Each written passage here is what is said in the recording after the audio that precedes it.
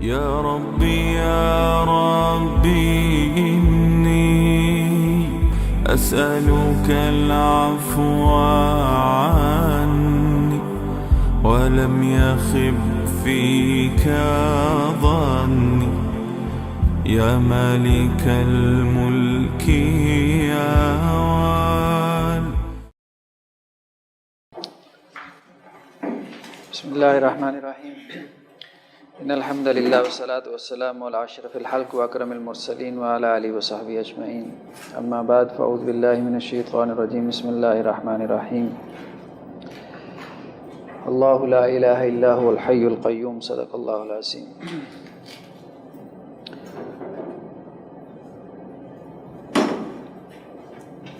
روایت اور فہم کی بحث کا ہم مطالعہ کر رہے تھے. تو کل ہم نے مبدا اور معاد کی بحث،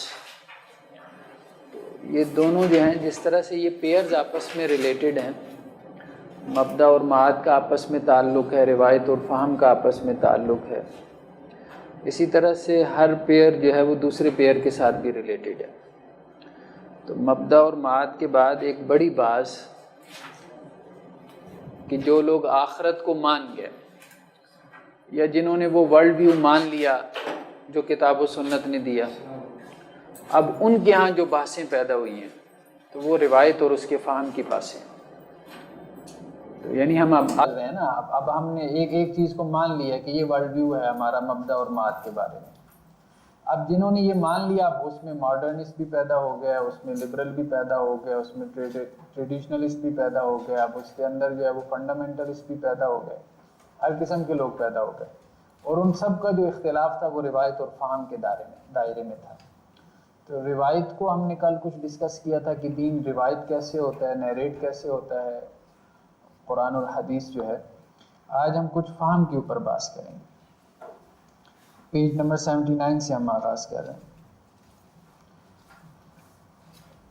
اور رہی بات دین کے فہم کی تو لفظ و معنی کا تعلق لازم و ملزوم کا ہے. مطلب لازم و ملزوم تو سمجھتے ہیں نا، لفظ معنی کے بغیر نہیں ہو سکتا، معنی لفظ کے بغیر نہیں ہو سکتا. ٹھیک، یعنی اگر آپ کو معنی چاہیے تو آپ کو لفظ چاہیے، اگر لفظ آپ نے استعمال کیا تو اس کا کوئی معنی.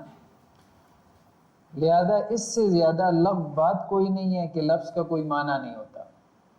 ٹھیک ہے، یہ بات کس نے کہی ہے؟ یہ پوسٹ ماڈرنزم جو اپروچ ہے وہ یہی ہے کہ لفظ کا کوئی معنی نہیں. یعنی وہ یہ نہیں کہہ رہے کہ لفظ کا کوئی معنی نہیں، وہ یہ کہہ رہے ہیں کہ لفظ کا کوئی متعین معنی نہیں ہے. ٹھیک ہے، یہ بات سمجھ میں آ رہی ہے نا؟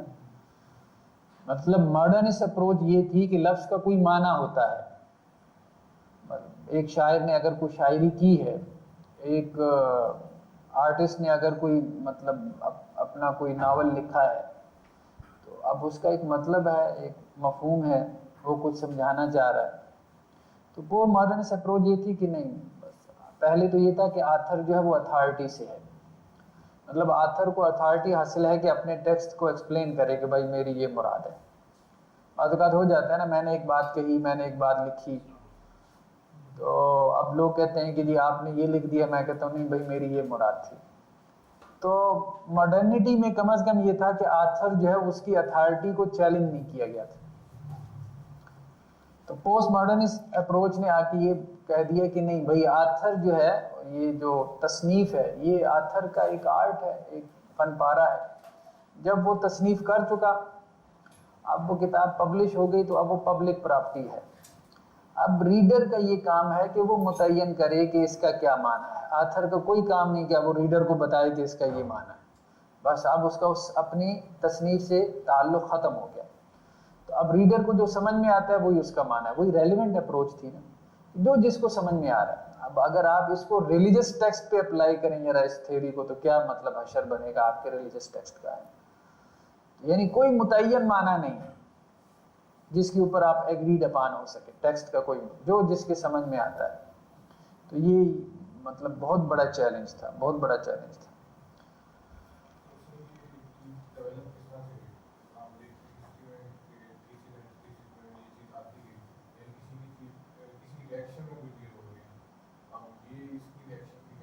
ماڈرنٹی کا ریئیکشن ہی ہے پوسٹ ماڈرنزم جو ہے. ہاں اب آپ دیکھیں جیسے اس کو اپنے سوسائٹی کی ایک مثال سے سمجھیں، پتہ نہیں اچھی ہے کہ نہیں ہے. مولانا مودودی رحمہ اللہ نے کچھ چیزیں لکھی، ٹھیک ہے، تو لوگوں نے ان پہ تنقیدیں کی، مختلف مکاتب فکر کے لوگوں نے. تو اب انہوں نے جواب میں کہا کہ بھائی میں یہ نہیں کہنا چاہتا تھا. تو ان علماء نے کہا بھائی آپ یہ کہنا چاہتے تھے کہ نہیں کہنا چاہتے تھے، آپ کی عبارت سے یہ نکل رہا ہے، ہمیں تو یہ پتہ ہے. تو یہ ایک ڈیبیٹ ہے کہ ایک مصنف اگر اس کی انٹینشن نہیں ہے وہ کہنے کی اور آپ اس ٹیکسٹ سے وہ نکال لیتے ہیں تو اس کی گنجائش کہاں تک ہو سکتی ہے. تو وہ تو بالکل ہی اس طرف نکل گیا پوسٹ ماڈرن. اس کے ٹیکسٹ سے جو نکل سکتا ہے، اصل چیز ٹیکسٹ ہے، ٹھیک ہے. مطلب لفظ ایک سمندر ہے، اس سمندر میں سے جو مرضی آپ نکال دیں. جیسے شاعری میں سے تو خیر گنجائش ہوتی ہے نا، بہت کچھ آپ نکال لیتے ہیں. نثر میں گنجائش کم ہوتی ہے، آپ زیادہ نہیں نکال سکتے. لیکن انہوں نے وہ سب کچھ بھی جو ہے وہ نثر سے نکالنا شروع کر دیا. تو وہ ان کا بیسک ایشو ان کا یہی تھا، بیسک وہ ٹروتھ جو ہے نا وہ ریلیونٹ ہوتا ہے. کوئی چیز یونیورسل نہیں ہے، ایون کہ لفظ کا معنی بھی یونیورسل نہیں ہے. مطلب فادر ایک لفظ ہے انگریزی کا، اس کا معنی باپ تو یہ نہیں ہے، یہ معنی یونیورسل نہیں ہے. کوئی اس کا معنی جو ہے وہ کچھ اور بھی کر سکتا ہے. تو یہ نیچے ہم نے حاشیے میں اس کا تذکرہ کیا، انا انزلناہ قرآنا عربیا لعلکم تعقلون، ٹھیک ہے، کہ قرآن عربی زبان میں اس لیے نازل کیا گیا تاکہ تم سمجھو. تو سمجھ تبھی آتی ہے جب اس کا کوئی معنی ہو، متعین معنی ہو. تو زبان جو ہے اس کے متعین معنی ہوتے ہیں. زبان ابتدا میں توقیف اور استعمال میں وضع. توقیف سے کہتے ہیں کہ جس کی ابتدا مطلب خالق کی طرف سے ہوئی ہو. تو زبان ابتدا میں توقیف ہے. یہ نیچے حاشیے میں یہ لکھا ہوا ہے کہ ابن عباس رضی اللہ عنہ، ابو الحسن عشری اور ابن فارس رحمہ اللہ کے نزدیک تلقین ہے، جبکہ ابن تیمیہ کے نزدیک الہام ہے. اس کو ہم یوں کہہ سکتے ہیں کہ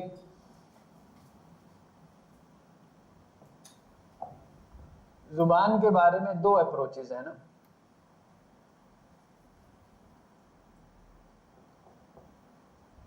توقیف ہے، یا اس کے لیے عربی میں جو لفظ ہے وہی ہم استعمال کر لیتے ہیں جو متضاد ہے، وہ توفیق ہے.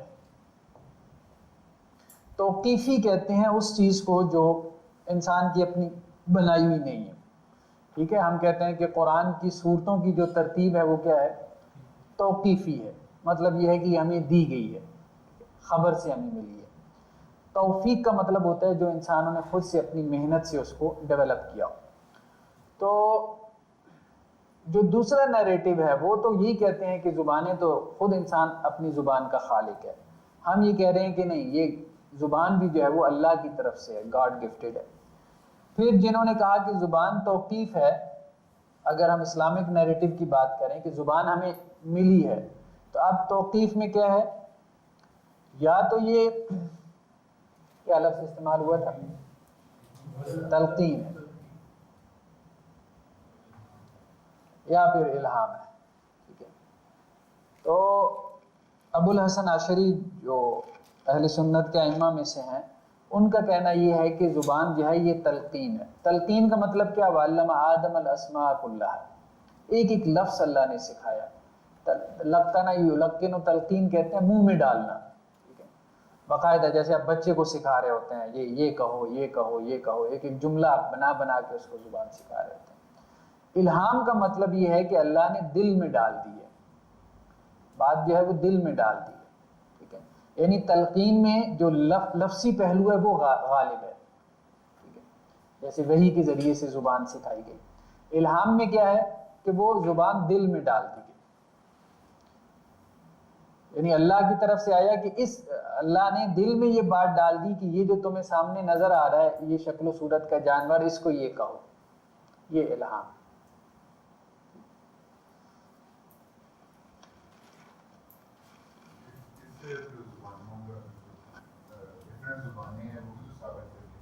ابھی آگے آ رہے ہیں انشاءاللہ. الہام میں الفاظ کی اہمیت نہیں رکھتے. الہام میں الفاظ کی اہمیت نہیں، اور استعمال میں وضع ہے. تو زبان ابتدا میں، ہم یہ بات کر رہے ہیں ابتدا کی، اپنی اصل میں توقیف ہے، ٹھیک ہے. اس کے بعد سے تو انسانوں نے زبانیں ڈیولپ کی ہیں نا، ابھی تو ہم اوریجن کی بات کر رہے ہیں، ٹھیک ہے. اوریجن میں توقیف ہے، یعنی پہلی زبان جو ہے وہ توقیف ہے، ٹھیک ہے. اس کے بعد سے پھر پہلی زبان جب آ گئی تو پھر اس سے تو پھر زبانیں نکلتی چلی گئی نا، وہ بات تو پھر علیحدہ ہے. تو بات سے بات جو ہے وہ تو پھر نکلی ہے. اور استعمال میں وضع ہے، ٹھیک ہے. وضع کہتے ہیں کریشن کو، یعنی انسان کی تخلیق ہے. اپنے استعمال کے اعتبار سے یہ انسان کی تخلیق ہے. جیسے دیکھیں وما ارسلنا من رسول الا بلسان قومہ، تو اللہ نے جو بھی رسول بھیجے اس قوم کی، مطلب زبان کی نسبت کس کی طرف کی گئی؟ اس قوم کی طرف. تو وہ قوم جو ہے وہ اس زبان کو استعمال کرنے والی تھی. زبان لفظ اور معنی کا نام ہے، مطلب زبان میں دو ہی چیزیں ہیں، یا لفظ ہے یا معنی ہے، جس کا مطالعہ صوتیات، لفظیات، نظامیات، معنویات اور حالیات میں منقسم ہے. یہ پیج نمبر 80 پہ یہ ایک ہمارے پاس جو ہے وہ ایک کوٹیشن ہے سب سے آخر میں کہ تاریخی اعتبار سے زبانیں دو قسم کی ہیں، مرتقیہ اور غیر مرتقیہ. اب ہم ان کی تقسیم کی طرف آتے ہیں.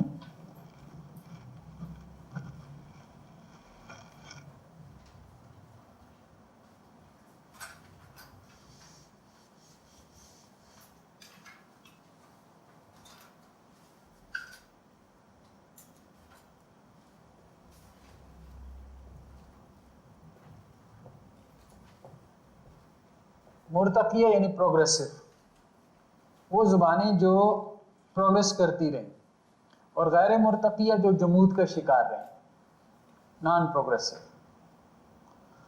مرتقیہ زبانیں وہ تھیں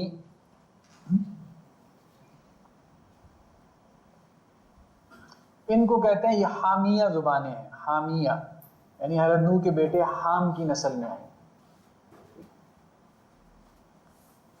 مرتقیہ کی آگے دو قسمیں کی گئیں، ایک متصرفہ اور ایک غیر متصرفہ.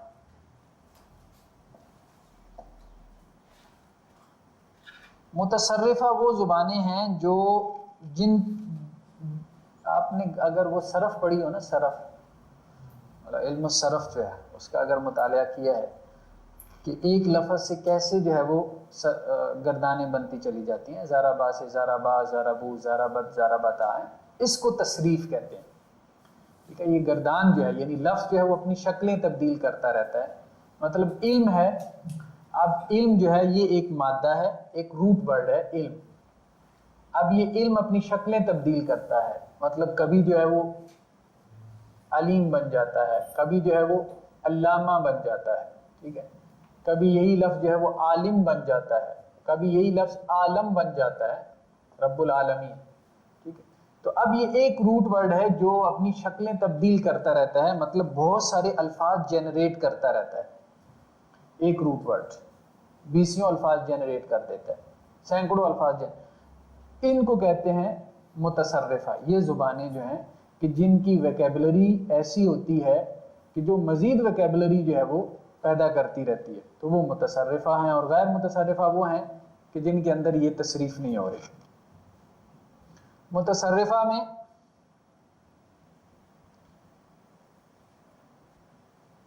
یافسیہ اور سامیہ، یافس اور سام سے، حضرت نوح کے جو دو بیٹے تھے ان سے.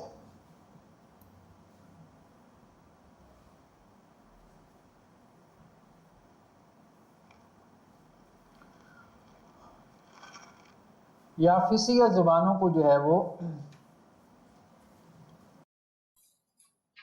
آریہ زبانیں بھی کہتے ہیں. آرینز جو یہاں آئے تھے ہمارے یہاں سب کانٹیننٹ میں، سینٹرل ایشیا سے آئے تھے، تقریباً 1500 BC میں آئے تھے انڈس ویلی میں۔ آرینز میں پھر آگے کچھ شمالی ہیں کچھ جنوبی ہیں، تو یہ اب تقسیم جو ہے نا ہم آگے وہ اس میں دیکھ لیتے ہیں۔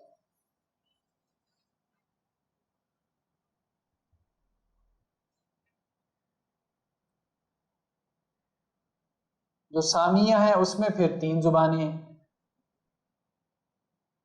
عبرانی، آرامی اور عربی۔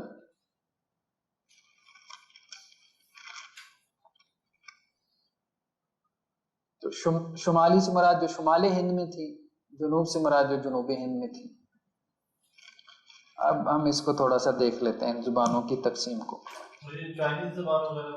یہ اسی میں آ رہی ہیں نا، ابھی ساری اسی میں آ رہی ہیں۔ تاریخی اعتبار سے زبانیں 2 قسم کی ہیں، ٹھیک ہے، مرتقیہ پروگریسو اور غیر مرتقیہ نان پروگریسو۔ غیر مرتقیہ وہ زبانیں ہیں جو اشتقاق اور تصریف کو قبول نہیں کرتی، ٹھیک ہے۔ اشتقاق مطلب اس کا ایک روٹ ورڈ ہوتا ہے، ٹھیک ہے، علم الاشتقاق، کہ ہر لفظ کا ایک روٹ ورڈ ہے، 6 حرفی مادہ ہے۔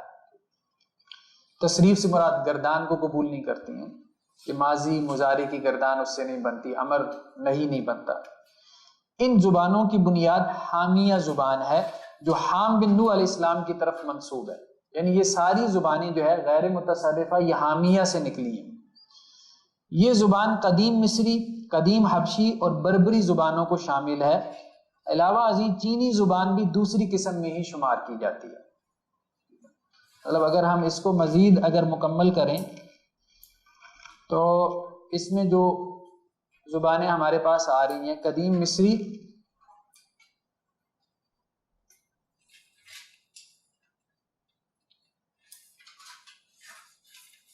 حبشی زبان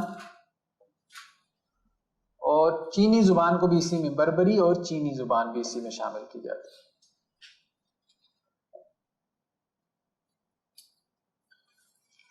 پہلی قسم پھر متصرفہ اور غیر متصرفہ میں تقسیم ہے، یعنی مرتقیہ جو ہے، ٹھیک ہے، اس کی آگے ہم نے 2 قسمیں کر دیں۔ غیر متصرفہ وہ زبانیں ہیں جنہیں تورانی کہا جاتا ہے، یہ زبانیں جو ہیں یہ تورانی کہلاتی ہیں۔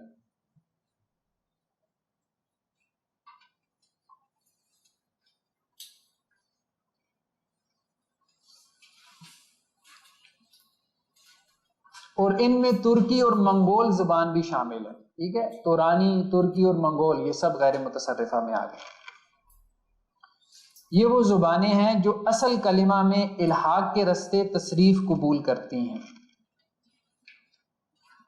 اب یہ بات پتہ نہیں سمجھ میں آئی ہے کہ نہیں، اصل کلمہ میں الحاق کے رستے تصریف، یعنی ایک ہوتا ہے سیٹ پیٹرن کے اوپر، ٹھیک ہے نا، سیٹ پیٹرن کے اوپر فعل، فعلا، فعلو، فعلت، فعلتا، فعلنا، ٹھیک ہے، ایک سیٹ پیٹرن ہے، اس کے اوپر تصریف ہے۔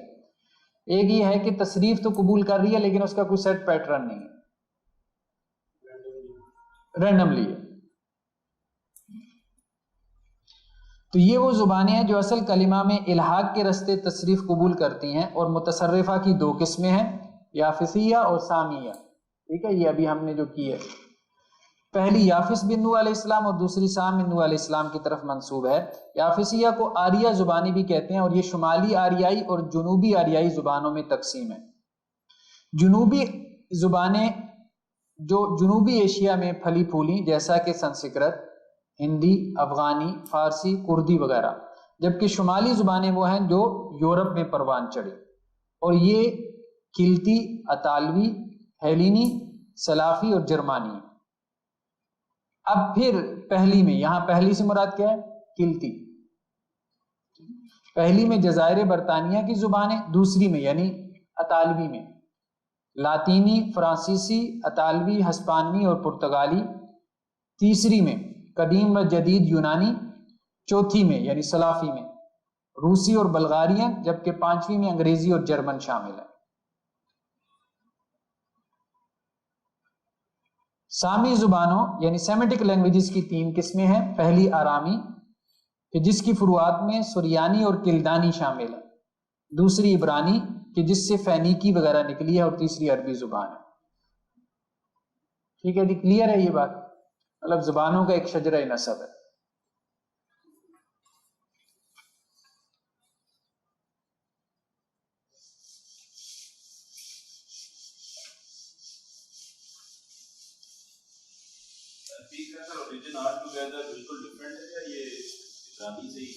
نہیں عبرانی مطلب دیکھیں وہ ایک جسے کہتے ہیں نا کہ لینگویجز کا ایک خاندان ہوتا ہے، ایک فیملی ہوتی ہے، ٹھیک ہے. تو فیملی ایک ہے عبرانی اور عربی کی، سیٹ آف لینگویجز اس کو کہہ دیتے ہیں، کبھی کبھی فیملی کہہ دیتے ہیں.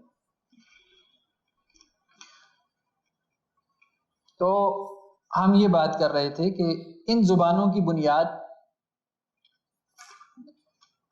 زبان لفظ اور معنی کا نام ہے جس کا مطالعہ صوتیات، لفظیات، نظامیات، معنویات اور حالیات میں منقسم ہے. زبان کے میجر ڈسپلنز کون سے ہیں، ٹھیک ہے، کہ جن میں کام ہو رہا ہے یا کام کرنے کی ضرورت ہے. صوتیات، لفظیات،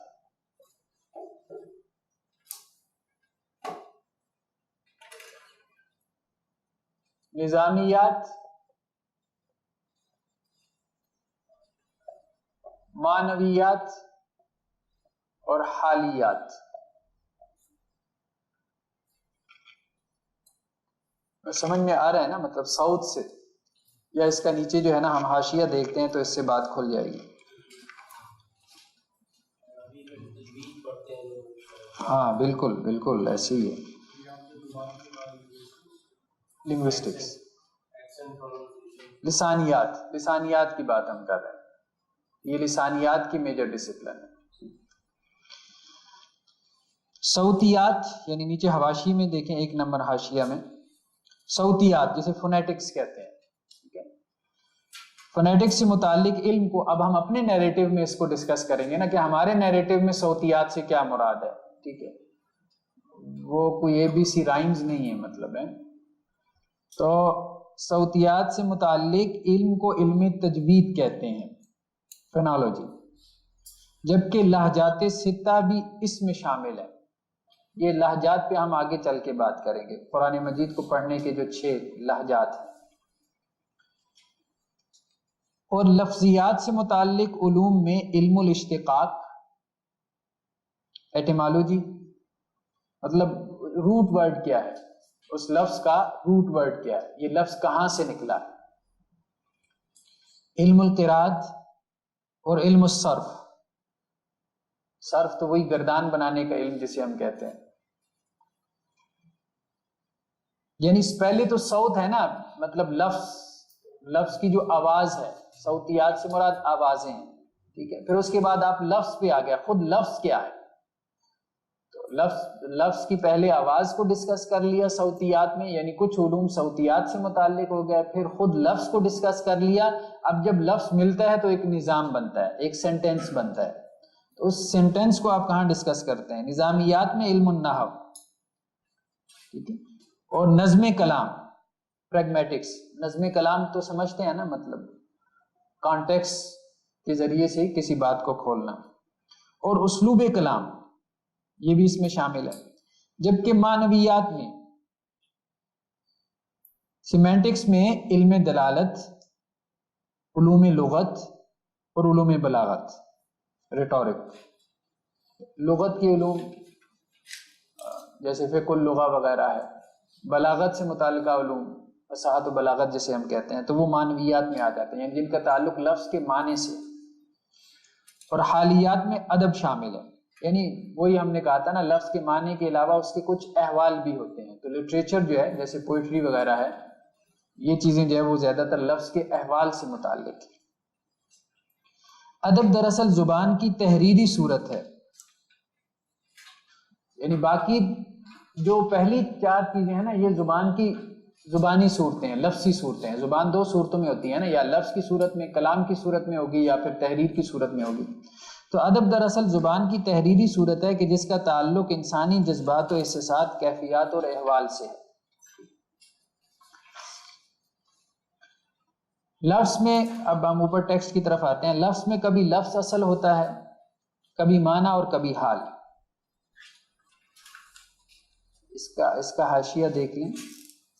یا ایھا الرسول لا يحزنك الذين يسارعون في الكفر من الذين قالوا آمنا بافواههم ولم تؤمن قلوبهم. ٹھیک ہے، آمنا بافواہہم، وہ زبان سے کہہ رہے ہیں کہ ہم ایمان لے آئے، لیکن اس لفظ کی کوئی اہمیت ہے؟ کوئی اہمیت نہیں. تو لفظ میں کبھی لفظ کی اہمیت ہوتی ہے اور کبھی معنی کی اہمیت ہوتی ہے. تو یہاں اصل میں اہمیت کس چیز کی ہے؟ لفظ ایمان کی اگر ہم بات کریں تو باطن میں ایمان کی. تو آمنا بافواہہم، اللہ نے ان کے اس کلمے کا، یہ جو کلمہ وہ جس کا وہ اقرار کر رہے ہیں کہ ہم ایمان لے آئے، تو اللہ تعالیٰ نے اس کو کوئی اہمیت نہیں دی، مطلب وہ بیکار کا لفظ ہے. قالوا آمنا بافواہہم ولم تؤمن قلوبهم ومن الذين هادوا سماعون للكذب سماعون لقوم آخرين لم يأتوك يحرفون الكلم من بعد مواضعه. یہاں سے کیا ثابت ہو رہا ہے؟ کس چیز کی اہمیت ہے؟ یحرفون الکلم، لفظ کی اہمیت ہے. ٹھیک ہے، کیونکہ معنی تو وہ کر ہی رہے ہیں. یقولون ان اوتیتم ھذا فخذوه وان لم تؤتوا فاحذروا ومن يرد الله فتنته فلن تملك له من الله شيئا اولئک الذین لم يرد الله ان يطهر قلوبهم. طہارت قلبی. اب طہارت قلبی میں کس چیز کی اہمیت ہے؟ حال کی، معنی کے حال کی. طہارت قلبی کا معنی بھی آپ کو معلوم ہو جائے، تزکیہ نفس یا طہارت قلبی پہ آپ 1 گھنٹے کا لیکچر بھی دے دیں، لیکن طہارت قلبی میں نہ لفظ اہم ہے نہ معنی اہم ہے. اصل چیز کیا اہم ہے؟ کیفیت ہے، اس کا جو اثر ہے وہ حاصل ہو جائے.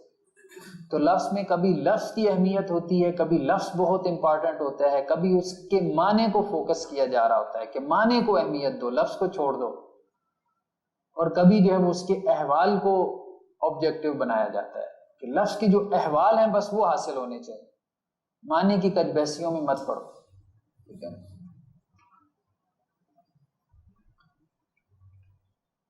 لفظ ٹیکسٹ کی طرف ہم آ رہے ہیں. لفظ ادب میں سمندر ہوگا، ادب میں ٹھیک ہے سمندر ہوگا. میر تقی میر کی کسی شعر کی آپ مطلب تشریح کر رہے ہیں تو ٹھیک ہے، اس میں سے جو مرضی نکال لیں آپ، لیکن مذہب میں دریا ہے کہ جس کا ایک رستہ متعین ہے. دریا کا ایک رستہ متعین ہوتا ہے. تو لفظ جو ہے وہ اس کو اگر آپ تشبیہ دینا چاہیں تو آپ دریا سے دے سکتے ہیں. مذہب کے اندر ریلیجس ٹیکسٹ میں ہم لفظ کی بات کر رہے ہیں، ریلیجس ٹیکسٹ میں جو لفظ استعمال ہو گیا وہ ایک دریا کی مانند ہے. دریا کا کام ہے کہ ایک سمت میں بہہ رہا ہے، بس اس سے الٹی سمت میں آپ اس کو نہیں بہا سکتے، ممکن نہیں. تو ریلیجس ٹیکسٹ میں جو لفظ ہے وہ آپ کو ایک طرف بہا کے لے جائے گا، دریا کے پانی کی طرح. ٹھیک ہے، اس کے بغیر آپ دائیں بائیں نہیں ہو سکتے، ممکن نہیں. تو جس کا ایک رستہ متعین ہے.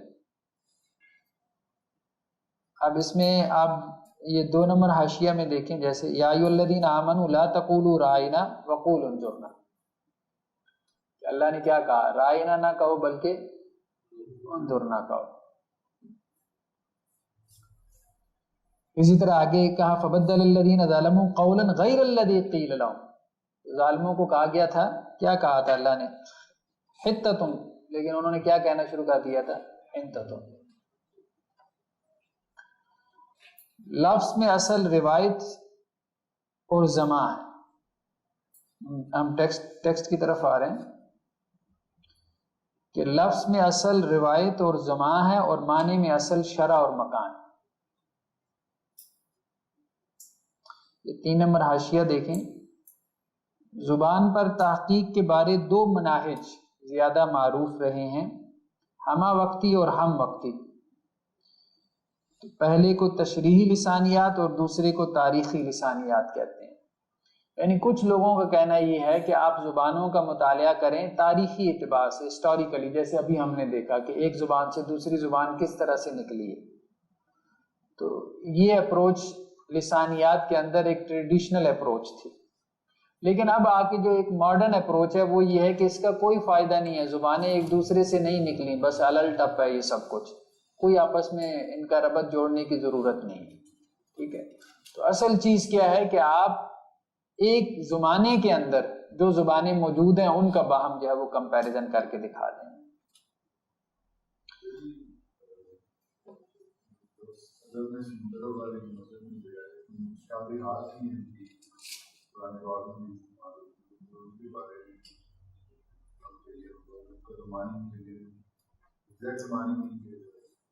نہیں یہ ہم نہیں کہہ رہے کہ معنی متعین نہیں ہے. اللہ نے کہا کہ معنی آپ کے علم میں نہیں ہے. وما یعلم تأویلہ الا اللہ. ٹھیک ہے, معنی تو اس کا ہے, تعویل تو اس کی ہے, لیکن وہ تعویل آپ کے علم میں نہیں. تو لفظ معنی کے بغیر نہیں ہوتا. ٹھیک ہے نا, الف لام میم یا کاف ہا یا عین صاد اس کے معنی ہیں, لیکن وہ معنی تک ہم نہیں پہنچ پائے.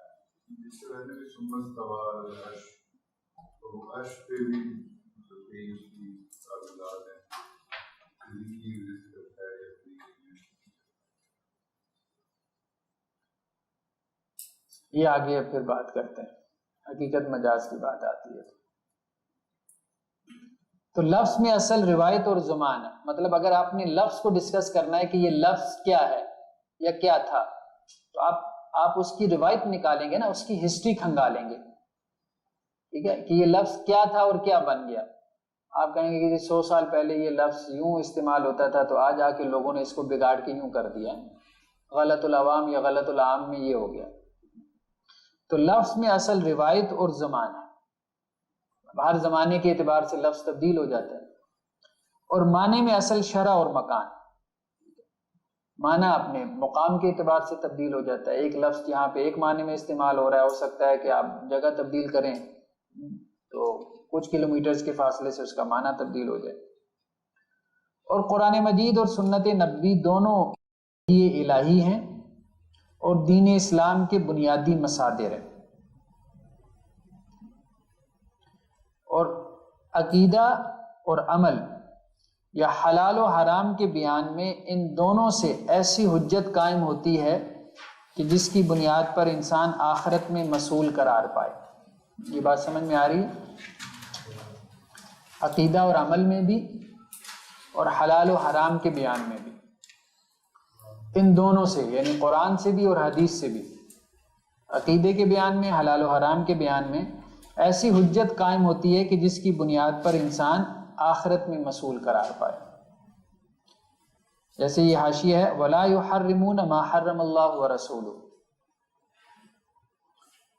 اللہ نے یہود النصارہ پہ تنقید کرتے ہوئے کیا کہا کہ وہ اس کو حرام نہیں قرار دے رہے جس کو اللہ نے حرام قرار دیا اور جس کو رسول نے حرام قرار دیا. یعنی حرمت کا اختیار اللہ کا بھی ہے اور اللہ کے رسول کا بھی ہے.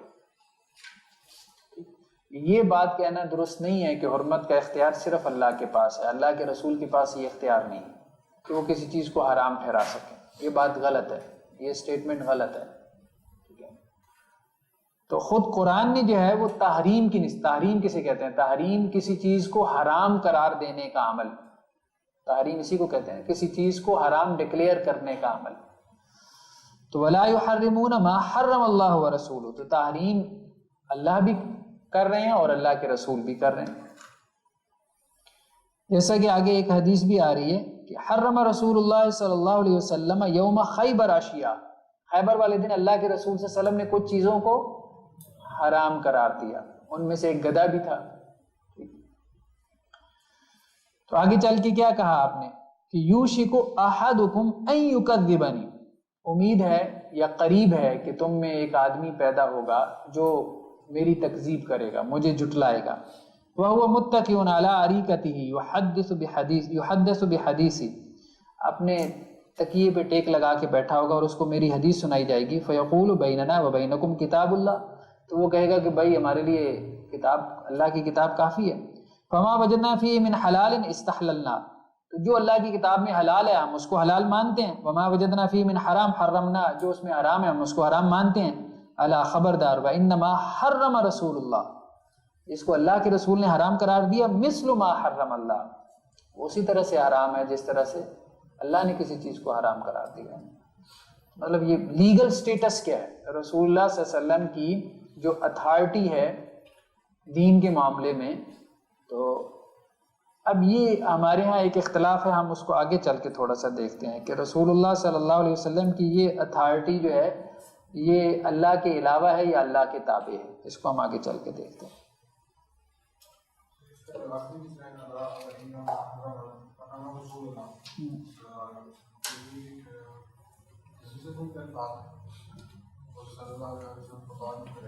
نہیں یہ تو بعد میں، ہاں یہ تو بعد میں جو ہے وہ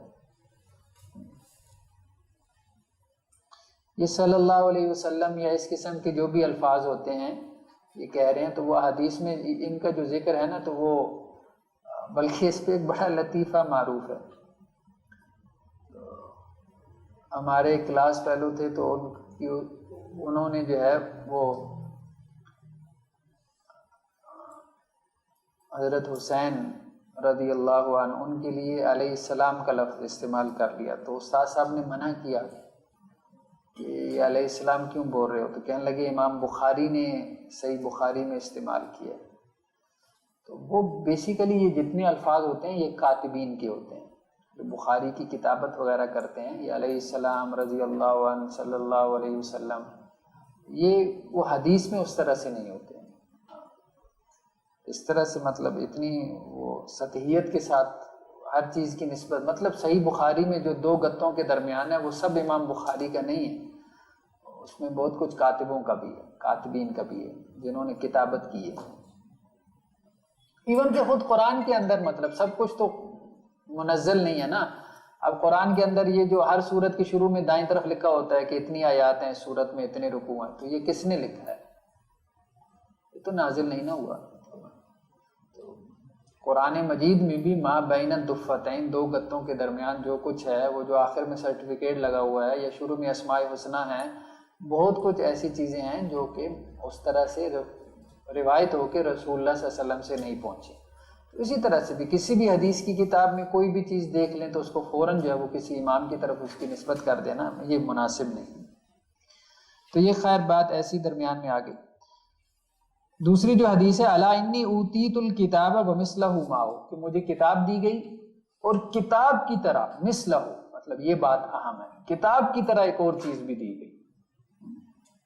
الا انی اوتیت القرآن ومثلہ معہ، دو دفعہ اللہ کے رسول صلی اللہ علیہ وسلم نے فرمایا، مطلب اتھارٹی ہونے میں وہ چیز جو کتاب کے علاوہ دی گئی وہ بھی اسی طرح سے ہی ہے۔ تو یہ بات ہم کہہ رہے تھے کہ قرآن کے علاوہ حدیث سے بھی اسی طرح سے حجت قائم ہوتی ہے، حدیث بھی اسی طرح سے ہی بائنڈنگ ہے جیسے قرآن ہمارے لیے بائنڈنگ ہے۔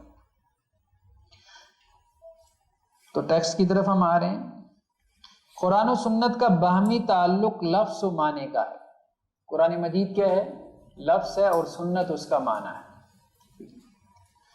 جیسے یہ 2 نمبر حاشیہ میں ہے وَأَنزَلْنَا إِلَيْكَ الذِّكْرَ لِتُبَيِّنَ لِلنَّاسِ مَا نُزِّلَ إِلَيْهِمْ، ہم نے آپ کی طرف قرآن نازل کیا تاکہ آپ لوگوں کے لیے واضح کر دیں کیا چیز؟ مَا نُزِّلَ إِلَيْهِمْ، جو نازل کیا گیا آپ اس کی تشریح کر دیں۔ تو رسول اللہ صلی اللہ علیہ وسلم نے اپنی سنت کے ذریعے سے قرآن مجید کی تفسیر کی ہے۔ اس لیے وہ مولانا ابوالکلام آزاد رحمہ اللہ علیہ کا قول ہے نا، وہ اچھا قول ہے کہ قرآن مجید 2 تھے، ایک وہ جو اللہ نے نازل کیا، ٹھیک ہے، اور ہمارے پاس موجود ہے، اور ایک رسول اللہ صلی اللہ علیہ وسلم کی صورت میں ہے جو اس قرآن مجید کی عملی تفسیر تھی۔ تو سب سے پہلی تفسیر جو ہے قرآن مجید کی خود رسول اللہ صلی اللہ علیہ وسلم نے کی ہے اپنے عمل کے ذریعے سے، مطلب کوئی لکھی ہوئی تفسیر نہیں ہے اس طرح سے۔ تفسیر بالمعصور بھی ویسے ہوتی ہے، لوگ احادیث کو ریلیٹ کرتے ہیں آیات کے ساتھ، لیکن یہ ہے کہ رسول اللہ صلی اللہ علیہ وسلم نے اپنے عمل کے ذریعے سے قرآن مجید کی تفسیر کر کے دکھا دی، مطلب عملی تفسیر زیادہ اس کے اندر بیان ہوتا ہے نا، فصاحت اور بلاغت اس کے اندر زیادہ ہوتی ہے بجائے اس کے کہ کوئی زبانی تفسیر کر دی جاتی۔ تو یہ جو عملی تفسیر آپ صلی اللہ علیہ وسلم نے کی تو یہی سنت ہے، اسی کو ہم سنت کہتے ہیں، وہی سنت حدیث کے اندر پھر بیان ہوگی۔ تو قرآن و سنت کا باہمی تعلق لفظ اور معنی کا ہے۔ قرآن لفظ ہے اور سنت اس کا معنی ہے۔ اگر کوئی صرف قرآن کو پکڑتا ہے تو اس کے پاس صرف الفاظ ہیں، معنی نہیں ہے۔ خدا نے جس چیز کو نازل کیا، اللہ نے لفظ بھی اتارا اور معنی بھی اتارا ہے نا، صرف لفظ تو نہیں اتارا، اللہ نے 2 چیزیں اتاری ہیں، قرآن مجید کے الفاظ بھی، قرآن مجید کے معنی بھی۔ قرآن مجید کے الفاظ تو ہمیں پتہ ہیں جو ہمارے سامنے ہیں، ما بین الدفتین، تو قرآن مجید کے معنی کہاں پہ ہیں؟ ہمارے ذہن سے تھوڑے آنے ہیں قرآن مجید کے معنی، مطلب ہم نے اپنے ذہن سے تھوڑے نکالنے ہیں قرآن مجید کے معنی، یا عربی کی لغت سے تھوڑے نکالنے ہیں، وہ تو رسول اللہ صلی اللہ علیہ وسلم متعین کریں گے نا۔ وہ معنی بھی اللہ نے ہی بھیجنے ہیں کہ بھائی میں لفظ بھیج رہا ہوں تو اس کا یہ معنی تم نے مراد لینا ہے، تو اللہ نے وہ معنی اپنے رسول کو بتائے ہیں، اور رسول صلی اللہ علیہ وسلم نے وہ معنی اپنی سنت کے ذریعے آگے ٹرانسفر کیے ہیں۔ تو دو چیزیں آگے نقل ہوئی ہیں، لفظ اللہ کا لفظ اور اللہ کا معنی، سنت اللہ کا معنی ہے، اس معنی میں وہ وہی ہے۔ تو قرآن مجید اللہ کے الفاظ ہیں، جبکہ سنت کیا ہے؟ سنت کی اگر صحیح نسبت کی جائے تو وہ کیا ہے؟ منشا متکلم کے مطابق ان کا بیان ہے۔ منشا تو سمجھتے ہیں نا، متکلم مطلب متکلم کی جو خواہش ہے، ٹھیک ہے، تو منشا متکلم، یہاں متکلم سے کون مراد ہے؟ اللہ کی ذات، ٹھیک ہے۔ تو سنت کیا ہے؟ منشا متکلم کے مطابق، یعنی اللہ کی اپنی منشا کے مطابق ان کا بیان ہے، ان الفاظ کا بیان ہے۔ تو اللہ نے الفاظ علیحدہ سے اتارے، معنی علیحدہ سے اتارے۔ الفاظ قرآن کی صورت میں آگے نقل ہوئے ہیں اور معنی اللہ کے سنت کی صورت میں آگے نقل ہوئے ہیں۔ قرآن مجید میں الفاظ تلقی و تلاوت، یعنی قرآن مجید میں الفاظ کیسے نقل ہوتے ہیں، اس کے لیے اصطلاح ہے تلقی اور تلاوت کی۔ یعنی تلقی کا مطلب ہوتا ہے لفظ کو لے لینا، اور تلاوت کا مطلب ہوتا ہے اس لفظ کی آگے ادا کر دینا۔ قاری صاحب کیا کرتے ہیں؟ اپنے استاد سے لفظ لیتے ہیں، اپنے شاگرد کو آگے ادا کرتے ہیں، اس کے لیے الفاظ ہیں تلقی اور تلاوت۔ حدیث میں یہ الفاظ نہیں ہوتے، حدیث کے لیے تلقی تلاوت نہیں ہے، جبکہ سنت نبوی میں معنی تحمل و ادا، وہاں تحمل و ادا ہے، وہاں حدیث کا تحمل ہوتا ہے اور آگے وہ ادا کی جاتی ہے۔ تو دونوں میں فرق کیا ہے؟ لفظ اور معنی کا۔ قرآن میں چونکہ اصل لفظ ہے تو وہاں لفظ کی تلقی ہوتی ہے، لفظ کے لیے جو لفظ ہے وہ تلقی کا لفظ ہے کہ آپ لفظ کو محفوظ کر لیں، اور لفظ کو آگے ادا کرنے کے لیے جو لفظ ہے وہ تلاوت کا لفظ ہے۔ حدیث میں اصل معنی ہے، کیونکہ حدیث ہے ہی معنی، کس چیز کا معنی ہے؟ قرآن مجید کے معنی، تو وہاں تحمل ہو رہا ہے۔ تحمل مطلب وہاں لفظ اصل نہیں ہے، وہاں ایک واقعے کا تحمل۔ دیکھیں نا، حدیث کی 3 قسمیں ہیں نا، یا سنت آپ کہنا چاہیے ہمیں، سنت میں 3 چیزیں ہیں۔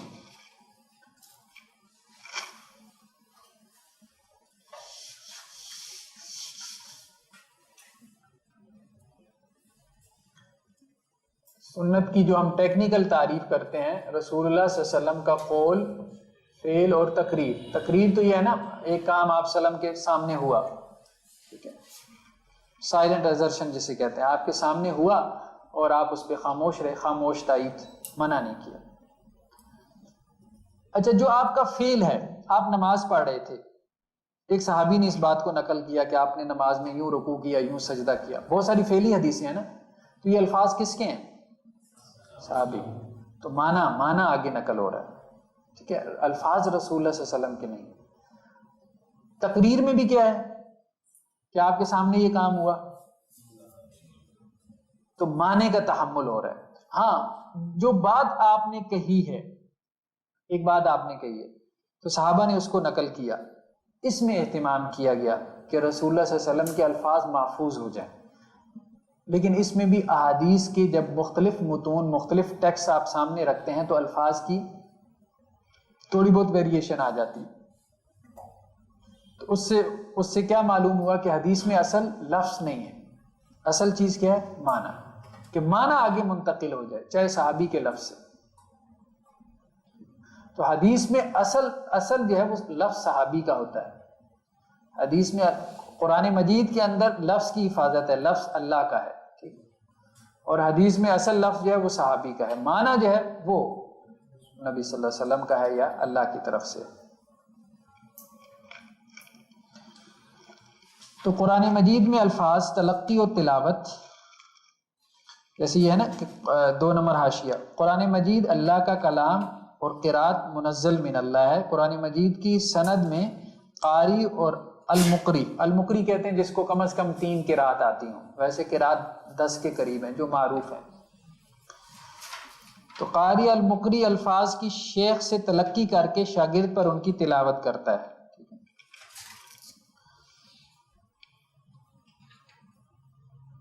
تھوڑا سا حاشیہ پڑھ لیں، ویسے اس بات کو تھوڑا سا کھول لیں، بات بہت لمبی ہے لیکن چلیں یہ اب مسئلہ آ گیا. تو وَإِنْ أَحَدٌ مِّنَ الْمُشْرِكِينَ اسْتَجَارَكَ فَأَجِرْهُ حَتَّى يَسْمَعَ كَلَامَ اللَّهِ. قرات کی بات، قرات جو ہے، اب آپ میں سے کچھ لوگوں نے قرات کے بارے میں شاید کچھ ان کو واقفیت ہو کچھ کو نہ ہو کہ قرآن مجید کو پڑھنے کے کچھ سٹائلز ہیں، ان کو قرات کہتے ہیں.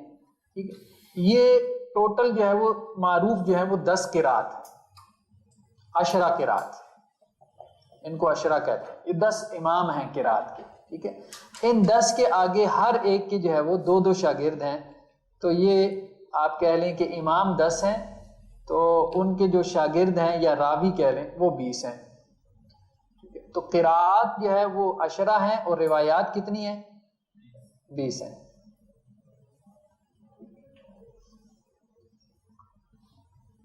تو اس وقت دنیا کے اندر کوئی 5 کے قریب جو ہے وہ روایات پڑھی جاتی ہیں قرآن مجید کی. زیادہ معروف جو ہے جو ہمارے ہاں پڑھی جاتی ہے وہ تو حفص کی ہے،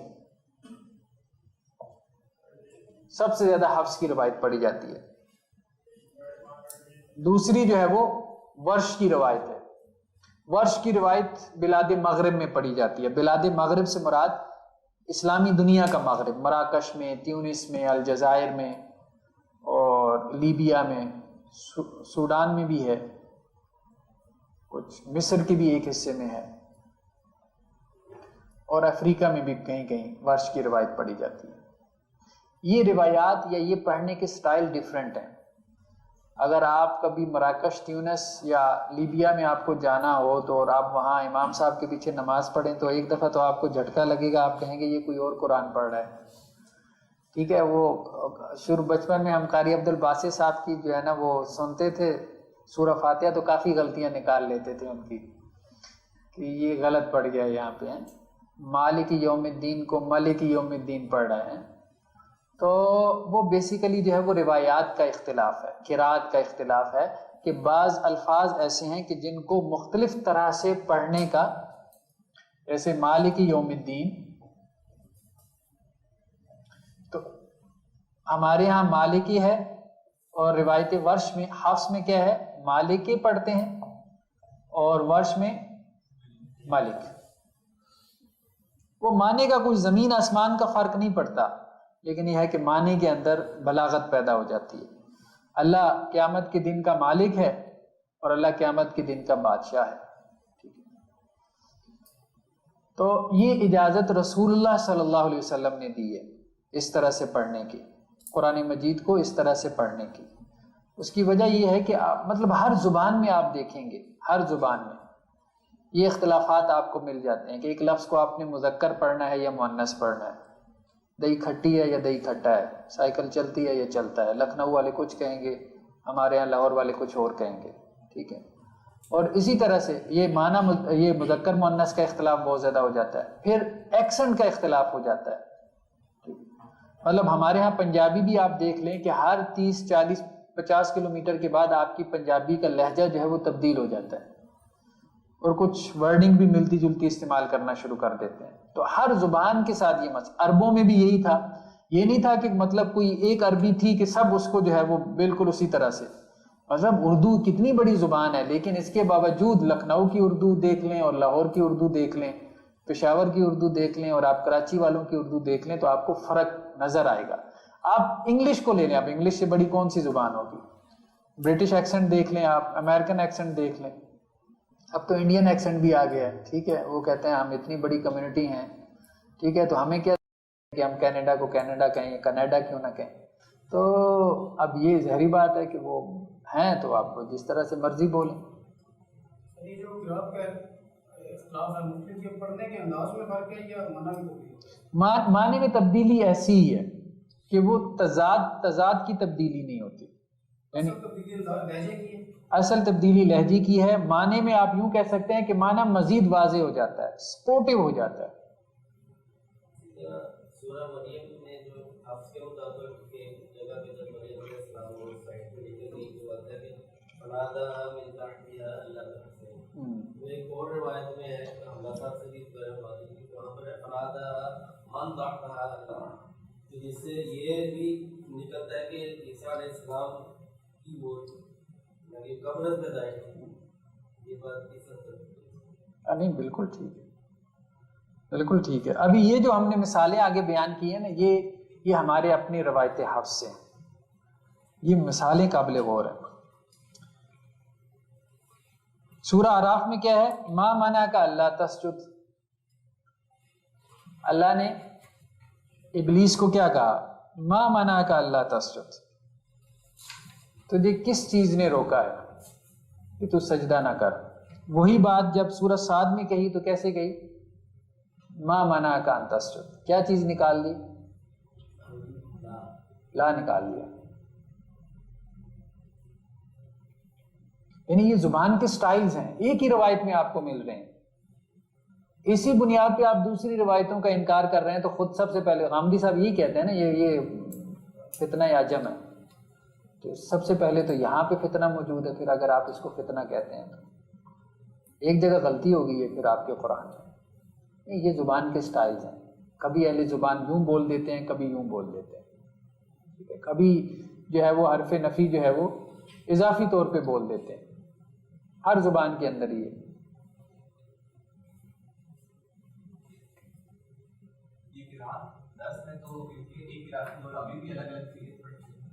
ہاں وہ بھی الگ الگ طریقے سے 20 روایات میں بھی فرق ہے.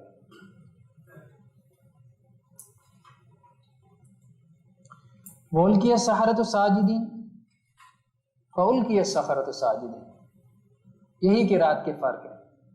واو کی جگہ فا کی جگہ واو آ جاتا ہے. بڑے فرق نہیں ہیں، اگر آپ معنی کے اعتبار سے دیکھیں تو بڑے فرق نہیں، لیکن خود قرآن کے اندر بھی ایک ہی واقعے کو بیان کرتے ہوئے کہیں اللہ نے واو استعمال کر دیا، کہیں پہ فا استعمال کر دیا. مطلب اللہ نے بھی روایت بالمعنی کی ہے اس واقعے کی. وما ارسلنا من قبلک الا رجالا نوحی، یا من قبلک وما ارسلنا من قبلک. وہی آیت اگر آپ دیکھیں یہ سورہ نحل ہے، جب وہ سورہ انبیاء میں آئی وما ارسلنا قبلک، تو قرات میں یہی اختلاف ہیں، کہیں پہ من زیادہ ہے کہیں پہ نہیں ہے، یہ بھی آپ کو ملیں گے. تو وہ یہی کہتے ہیں کہ یہ حرف کہیں زیادہ ہو جاتا ہے کہیں کم ہو جاتا ہے. تو یہ ایک بات جو ہم نے سنی ہوئی ہے، قرآن میں ایک حرف کا بھی اضافہ نہیں ہو سکتا. ٹھیک ہے، تو وہ ایک عوامی بات ایک علیحدہ سے ہے.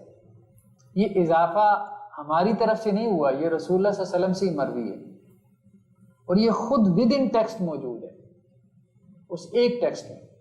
تو اگر باقی ٹیکسٹ میں قرآن مجید کے جو دوسرے ٹیکسٹ نقل ہوئے ہیں اگر ان میں بھی آپ کو ایسا اضافہ ملتا ہے تو یہ بہت بڑی مثال ہے کہ اس کو قبول کر لینا چاہیے. اور ویسے بھی امت نے اس کو قبول کیا، مطلب کسی ایک مکتب فکر نے نہیں، چاروں ائمہ نے بلکہ محدثین نے سب کا اس پہ اتفاق ہے کہ یہ قرات رسول اللہ صلی اللہ علیہ وسلم سے مروی ہے، اور اس طرح سے پڑھنا جائز ہے، مطلب الاؤڈ ہے، پڑھ سکتے ہیں.